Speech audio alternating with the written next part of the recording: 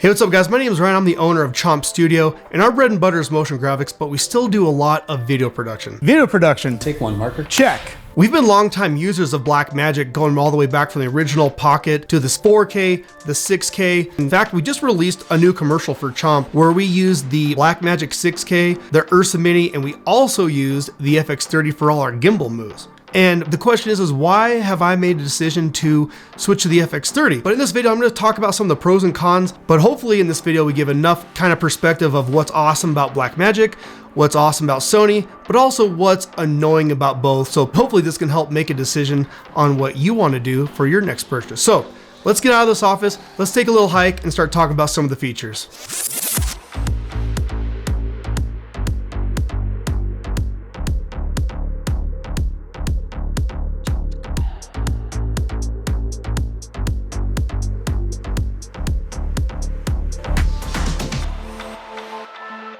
Okay, so one of the first topics I wrote down, the Sony menu system versus the Blackmagic menu system. If the menu system is a deal breaker for you at all, Blackmagic's menu system is still the best in the game. It's so concise, it's built for filmmakers, it's built for doing cinema work, whereas Sony's menu system, it's an absolute atrocity. Now, the plus side of the Sony menu system is once you do get through all of the pages upon pages of awful menus and settings and codecs and all the different things you need to do, you are able to save up to 3 different settings that you want. And you can also save even more settings in a memory card. It has dual memory card slots on the FX30. So you could do one that's all settings, menus, whether it's for time lapses or whatever. So you can save everything once you get done navigating through the awful menu system. But when it comes to menu systems, it is nowhere close to Blackmagic's menu system.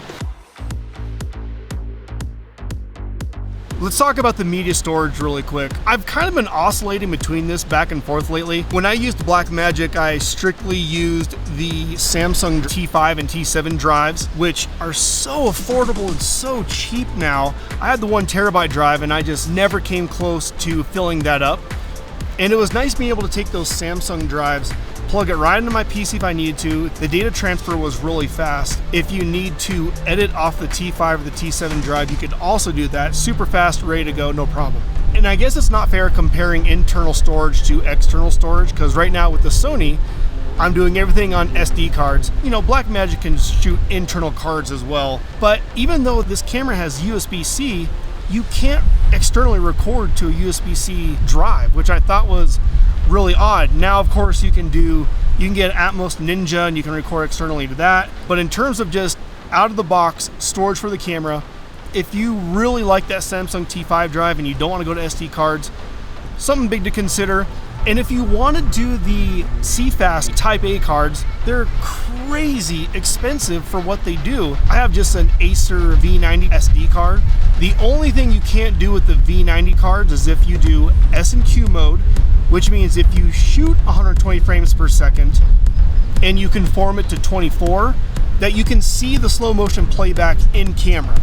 If that is an absolute must-have feature for you, then you're going to have to do the super expensive Type A cards. A little bit of adjustment workflow. It's a little bit slower transferring footage from the SD card, over to my computer to be able to edit it.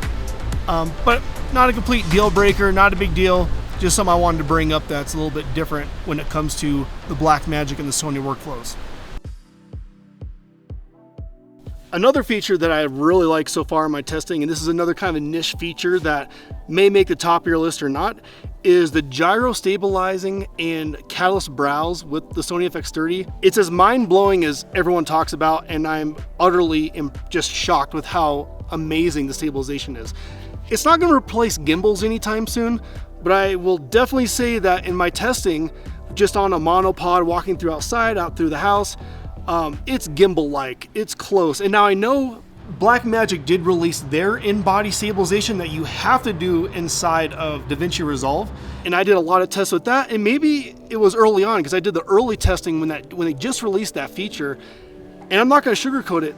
In my testing, it was unusable. It was just bad compared to what Sony's been doing, and Sony's been using catalyst browse in their stabilization for years now. If you want to put the tin foil hats on, this is just my opinion now, Blackmagic mentioned that they had this feature built in the camera for years. And I do think it's kind of odd that they only turned the feature on once they announced the FX30, which is in the price bracket for Super 35 sensors, and it's all of a sudden it's a competing camera, and they released that feature as soon as they announced that camera. So tinfoil hat, could be a little bit of comparison there, but so far in my testing, the stabilization between Sony versus Blackmagic, if that's a big feature for you, Sony's stabilization is absolutely amazing. So another one for Sony.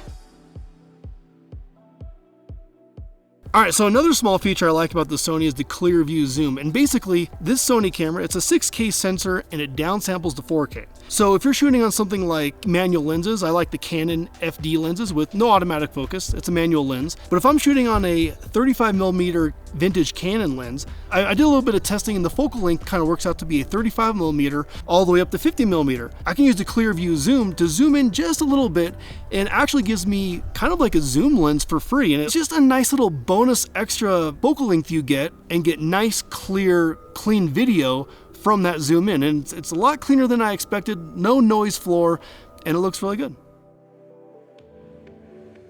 If you're coming from the Blackmagic and you're like me, and I cannot believe that this is called a cinema camera and it does not have this feature, false colors. There is no false color on the FX30. I'm using a false color LUT that I developed myself for S-Log 3, and that's definitely taking the place of a lot of that exposure that I missed from the Blackmagic using false color. And it definitely does the trick, but the fact that it's not built into the camera, it drives me crazy. I hope it's a feature they add. And if that's something that you rely a lot on, you're gonna either have to have it from an external monitor or from an external source, because it is not built into the camera and there's no false color. So huge issue if you really love that. I don't know why it's not built in, but you know, something to consider if you're looking at switching over. So Blackmagic, the 4K, you have one mini XLR port. The 6K Pro, you have two mini XLR, so it was nice to have that on the body. If you're looking at the FX30, you also might be looking at the Sony XLR audio handle, which is ironic because it's good at audio, it's bad at being a handle. It's really short. I have small hands and I can't even get my pinky on the end of it. So as a handle, it's just not that great. It also comes with no mounting options. Now, a workaround around this is, of course, Small Rig and all these other companies have all these third-party parts that you can rig up all over the handle and make it, you know, more functional and give you more screw-ins and supports. But as a handle, it's terrible. Now let's talk about the audio. The audio is great. You have an option of 4 channels, 24-bit audio. You have your manual controls on the side.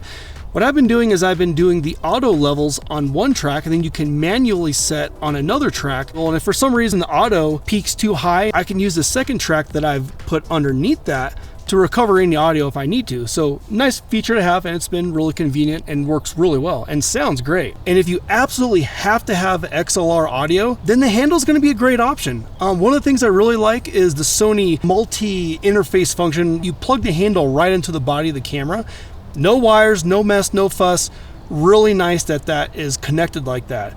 It's also nice that when I know I don't need audio, I can take off the handle and make it really small and compact and keep doing filming. One of the most annoying parts is it does have a shotgun mount, but I'm using the DD boom mic right now, the short one, and I had to find little rubber grommets on Amazon to be able to fit the boom mic into the boom mic holder and make it stay put. You might have one of the thicker boom mics that you don't need to get these rubber grommets, but it's kind of an annoying little extra thing that you have to do to make the boom mic work if you want to use the holder that's on top of the handle. So would I recommend the XLR handle?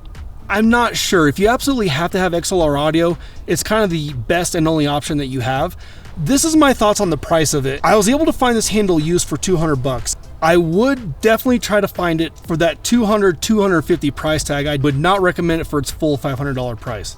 Some other options you might want to look at is Comica's coming out with some great stuff that I might actually move over to. They have a really small wireless boom mic setup, as well as their wireless lav receivers, and the profile on that, on top of the FX30, it's very small, compact, lightweight, and just not as big and cumbersome as the handle. So again, if you don't need XLR audio, I would look into those options because those are the options I'm looking into for myself. Let's talk about autofocus really quick. The Sony has autofocus, Blackmagic has no autofocus. I gotta be honest, it has exceeded all my expectations, and honestly, it's amazing. And I know there's a lot of controversy around autofocus, but I don't see the problem in having an extra tool in your tool bag if it's going to help. You know, whether you put this on a gimbal and you're able to track someone's face. I mean, you can get crazy moves with the focus being locked on a gimbal or even just handheld. The Blackmagic's amazing, but you're going to have someone pulling focus to get what the autofocus can naturally do on the Sony. And again, like I mentioned, there's a lot of controversy of, oh, you're not a real filmmaker if you use autofocus, this and that. But again, if you don't want to use autofocus, you can turn it off. I think it's still really important to know how to use manual focus lenses and how to pull that focus. But if autofocus is a feature you'd like to have, I think the Sony's the best, and it's been amazing. We did some testing with some sports graphics and just people playing flag football. And I did one day with a manual prime Canon FD lens, and it was fun. You know, I'm used to pulling focus. You have the focus peaking, which is perfect, and it works fine. And then I did another day where I tried using the autofocus. The autofocus is going to be as good as a situation you put it in, and I think you need to understand the autofocus and how it works. If there's a lot of stuff coming in front of the frame, it's probably going to switch in and out. But if you have a clear shot to like the quarterback, for example, and he's moving back and forth, moving all around, the autofocus is going to stay locked on and you're going to get real reliable footage and shots out of it. So again, the autofocus is amazing and it's a great tool to have, and you have the option to not use it if you don't want it. One of the things I want to talk about is the size of the Sony versus the Blackmagic. And one of the things I do like about the Sony is for the power you get, I really like the size. I mean, I do kind of have a preference and I just sort of like the square looking bodies, but you know, the Sony is great. It's nice, it's small, it's compact, it's powerful. You can rig it up with the audio handle, you can rig it down. I always kind of felt like the Blackmagic is just the ergonomics. I never really liked it. It was big, it was bulky, and by the time you got the cage all over it, and you know, I use a T7 drive, so that was another thing to add on. Then you have to rig up, okay, do you do a V mount? Do you have an external battery source? And so you start getting all these different things just to get out and shoot. You got this big, bulky camera, and that's just, you know, my personal preference. And the thing I'm noticing about the Sony and the size, I find myself wanting to shoot with this camera more because the internal battery life lasts forever, and it's so small and compact that I can bring it with me anywhere, and I'm wanting to shoot with it more and more. I think having a tool that makes you feel creative and inspired to want to do things, I think is really important. And that's just another little note to think about. All right, guys, so there we go. There's a lot of pros and cons between Blackmagic and Sony, but just let me summarize real quick a couple of main points of why I finally made the switch to Sony from the Blackmagic 4K specifically. Number one, autofocus. It's amazing, it's quick, it's accurate, it's good to have it when you need it, and if you don't, you can shut it off. Number two, sensor size. Coming from the Pocket 4K, having the Super 35 sensor not only helps with low light, but also gives you a little bit easier depth of field in some of your shots. Number three, I really love the format and the body size of the Sony FX30. It's small, it's compact, you can rig it up, you can put it down, you can put it on a gimbal quickly, you can get it in tight spaces. The form factor is really nice and I really like it. And number four, this is a small one because you rig it up with more batteries, but the battery life is another big factor of why I switched from the Pocket 4K to the Sony. Even compared to the Sony batteries that the 6K use, it just seems like the Sony battery life for me lasts a really long time, and that's a big thing to get me out the door and start shooting. All right, guys, so there we have it. Those are some of the reasons why I made the switch from my everyday work to the FX30, but we still use the Blackmagic a lot too. So either way, I hope this video helps you out if you're on the fence of which camera you should go with. And as always, I hope you enjoyed this. You know, leave a like if you want. That, you know, helps me, helps the channel. And we will see you in the next video, guys. Have a great one.